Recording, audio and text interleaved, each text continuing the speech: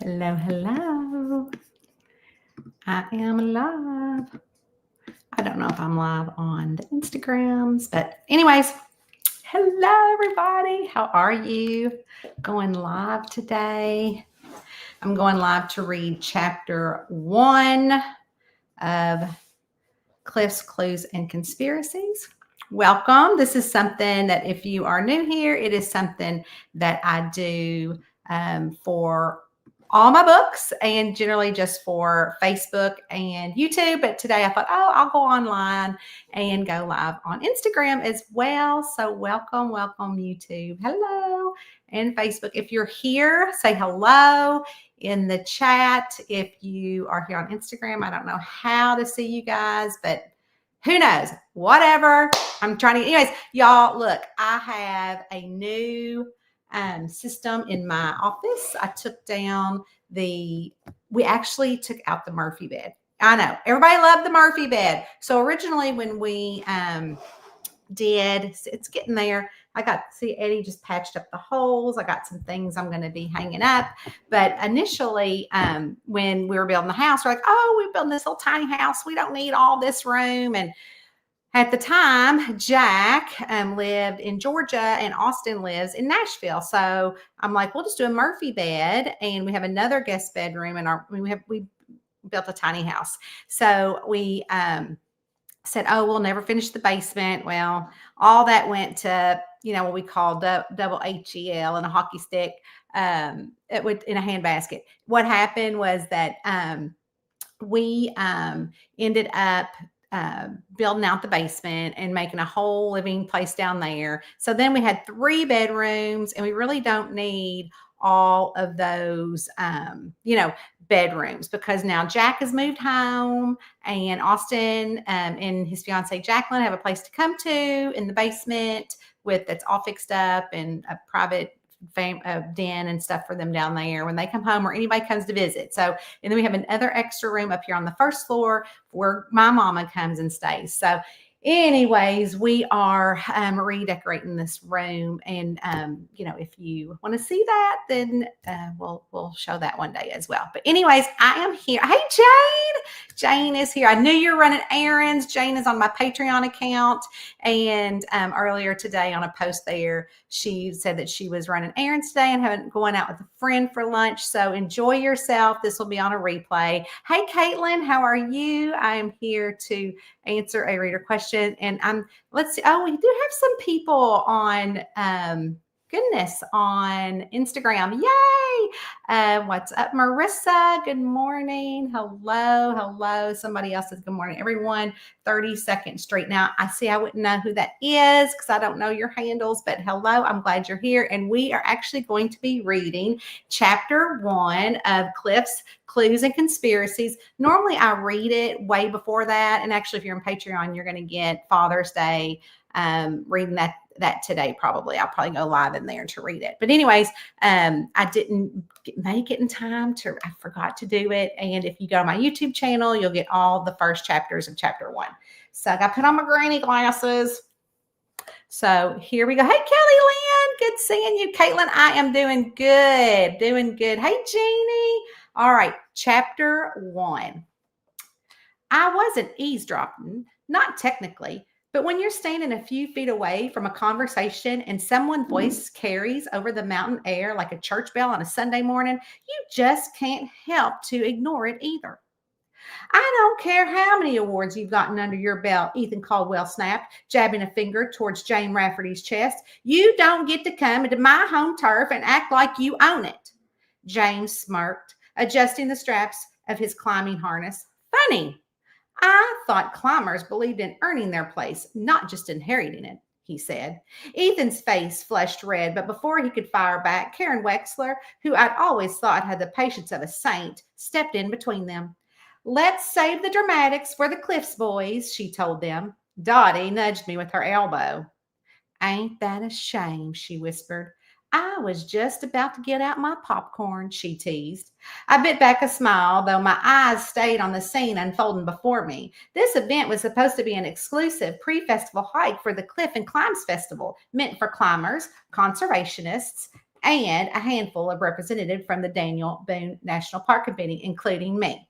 So we're going to stop right there because while I read, I like to stop and tell y'all a little bit about things. So actually, when I started writing this last year, I got the idea because I was in Daniel Boone camping and there was a family there from Ohio and they were there staying in the campground with their son who was in high school, and the son had brought a friend and their daughter goes to UK, the University of Kentucky. Go Cats. So what happened was that the daughter, it was parents weekend at UK, and so her parents were going to Keeneland and then they were going to a UK football game. But they were also letting their son do something without being bored because, he probably didn't want to, be up there and all that stuff. So there was a climbing competition, which they do have in the Daniel Boone because there's a lot of cliffs. And so people come from all over the world to do this climbing competition. And that's something I didn't even know. So I'm like, of course, when I write the Camper Criminals books, that I always try to put something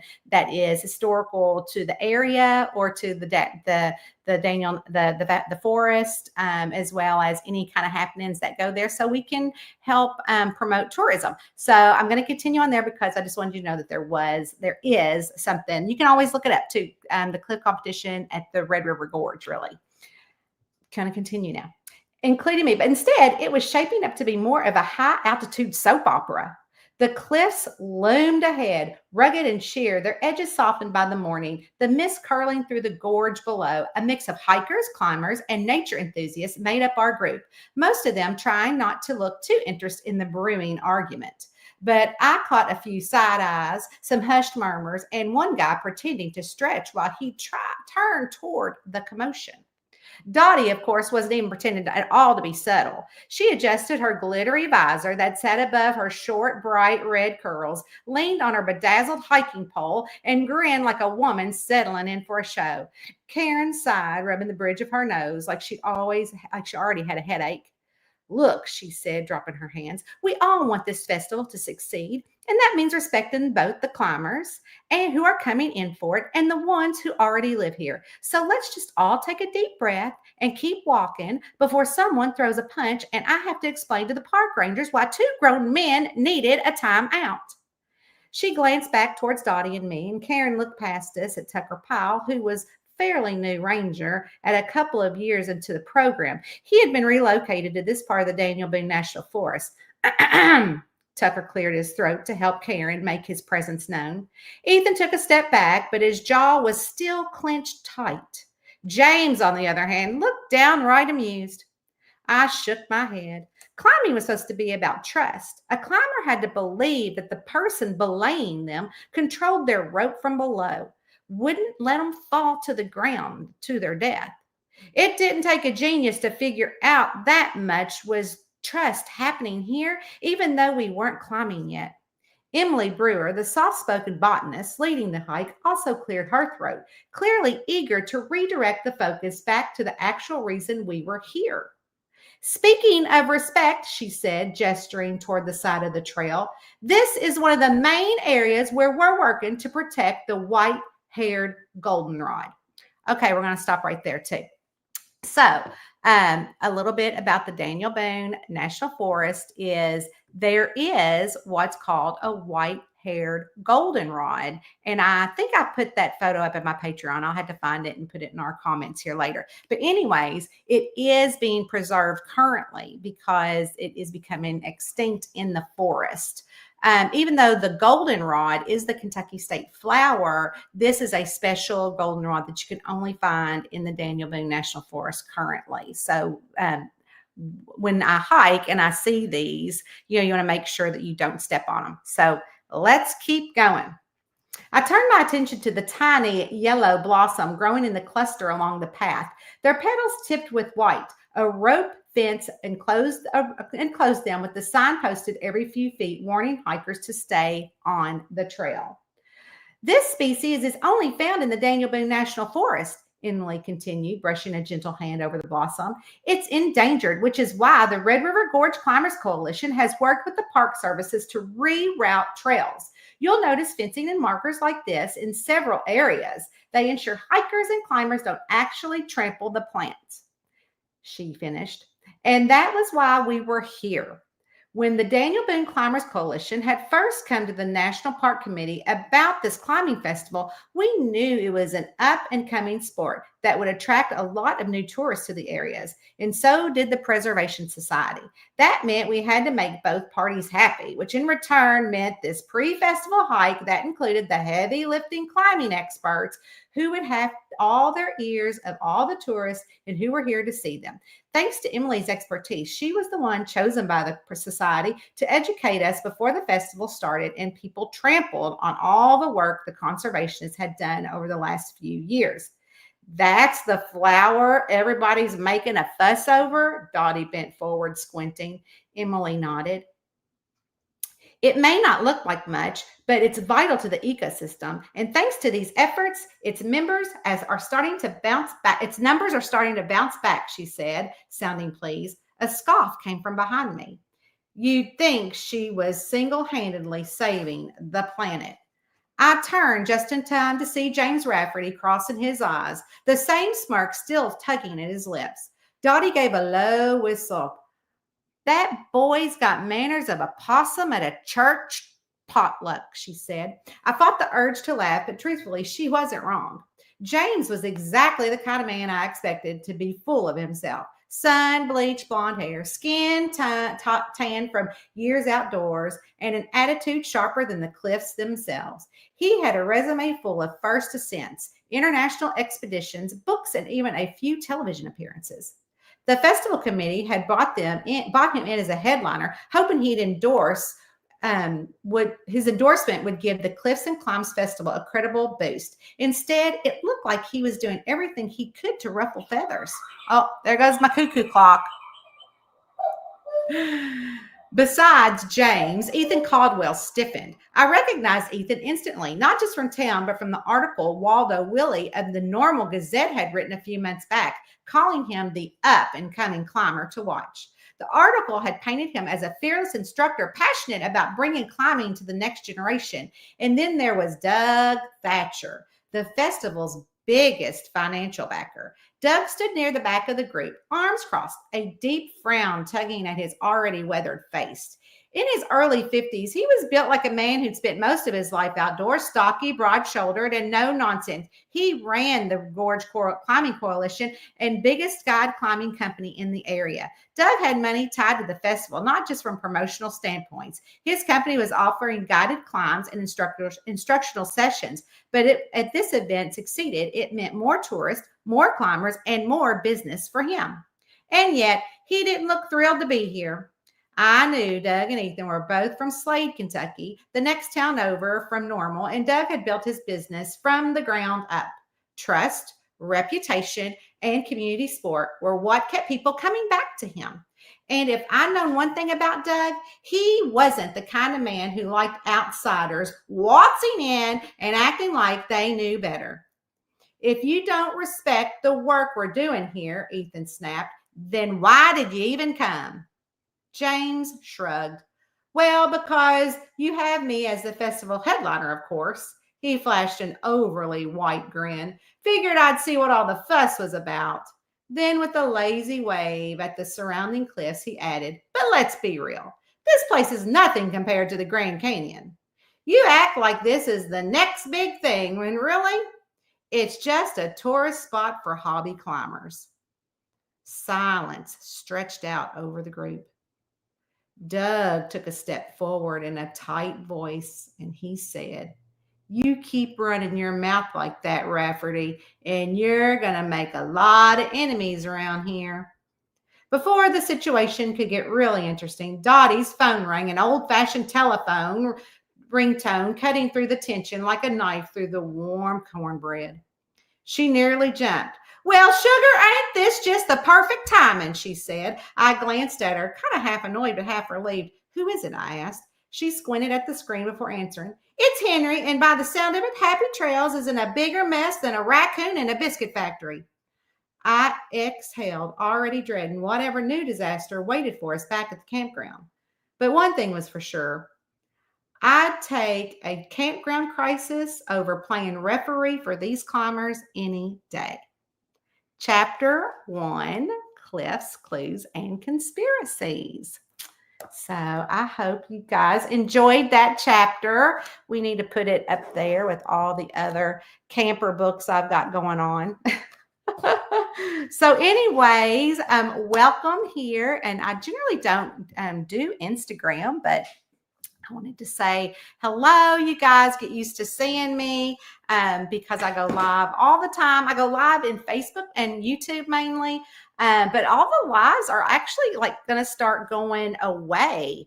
So I think you have to like download them or something like that, which is fine. But also while we're here, we can answer really fast a reader question. I did not get to the reader question. I've been slacking on that, y'all. And so, I am so sorry about that. But if you have a question, you can always go to the pin post at the top and it says, ask me anything, and then I will answer it.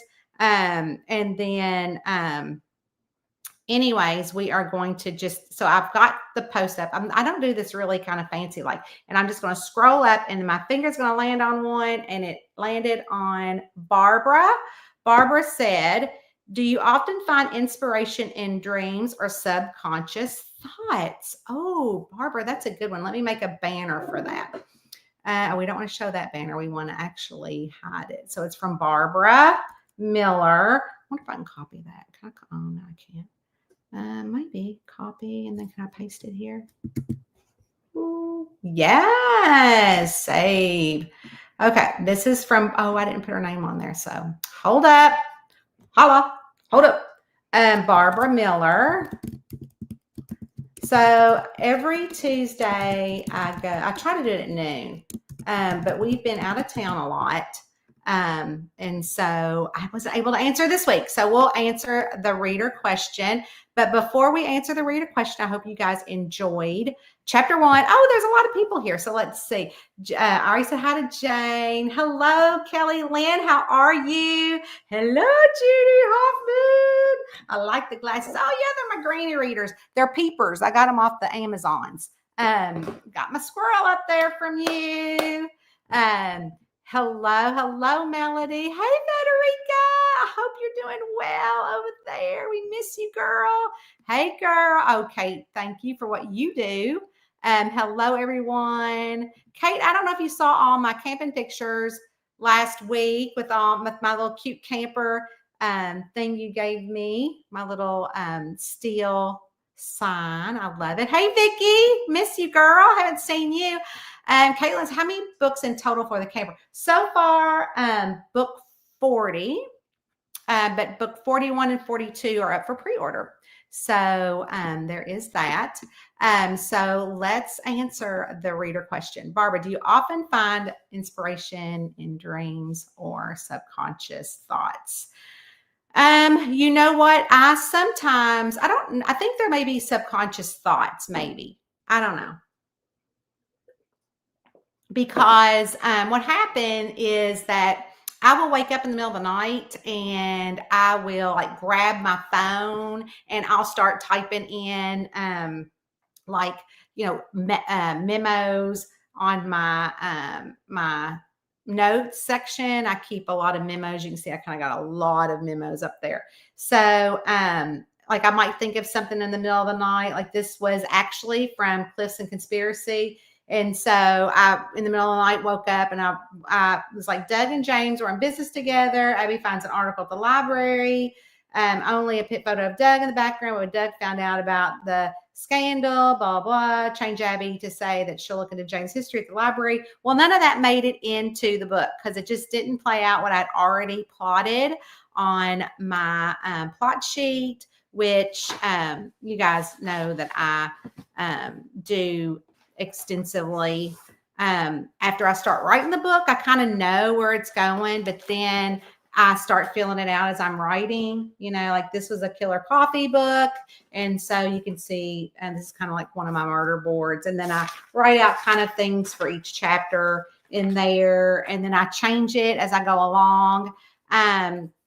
And then you guys know that I love to do my word count. So right now on a word count, I just wrote 5,000 words today on this one. It's just a little way to keep me motivated. But back to the question, because I'm a squirrel, it's Jeannie. So what happens is that I generally will wake up because I feel like I'm kind of in that not fully sleep, but I don't think I've ever had a dream and woke up and said, oh my gosh, I just got the next big plot. Like I have not ever done that. So, so that if that kind of answers your question, then no.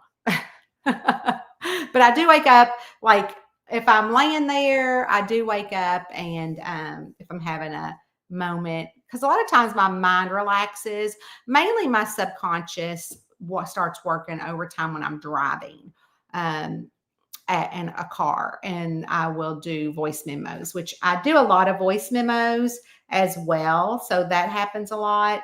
So like here is an example. Let me see if I can find one. Let's see. I don't know if I can find one that's, let me see if I can find one that I can share. Does that mean putting your wedding plans on hold in order to keep Cottonwood safe? Okay, so here's one from December for Kenny Lowry. And so all of my, if you're in Patreon, you get all these. They get all of my voice memos and all that kind of stuff. So join Patreon. We would love to have you. You can check the link in my bio for that. We have a lot of fun. But like this would be one for Cottonwood, because I'll be talking if I'm driving or I'm walking. In this instance, I think I was walking. This is December the 30th of 2024. Does that mean putting your wedding plans on hold in order to keep Cottonwood safe? Scanning the room, seeing Fit on one side, seeing Ghost Papa on the other, toe tapping, both looking at her for two different reasons. So that's kind of, oh, no, I don't want to do that. So that's kind of what I do when I'm like kind of in my subconscious, because I think I was hiking there.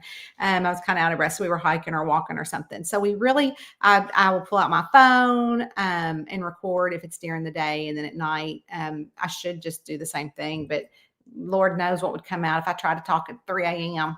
You never know. But anyways, let's see. Hey, Marsha. Oh, we miss you too, girl. Hey, Marsha. Squirrel.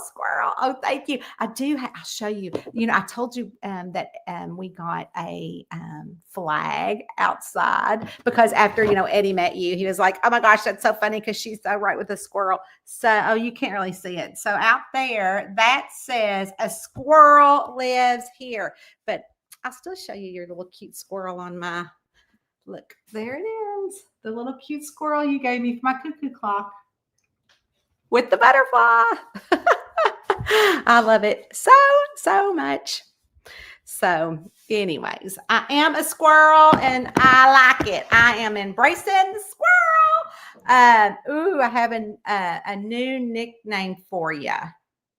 For victim is what you have a new victim. Oh, yay. I love your emails with your victim. Anyways, you guys, I don't think there's any comments on Instagram. So I don't know how to do that. I'm learning. But anyways, I hope you enjoyed the first chapters of Cliff Clues and Conspiracy. Isn't that the most adorable? I love it so much. I love that cover. I do. It's so cute. Anyways, I will talk to you guys later and hopefully see you next Tuesday at noon. It's in my calendar. Talk to you then.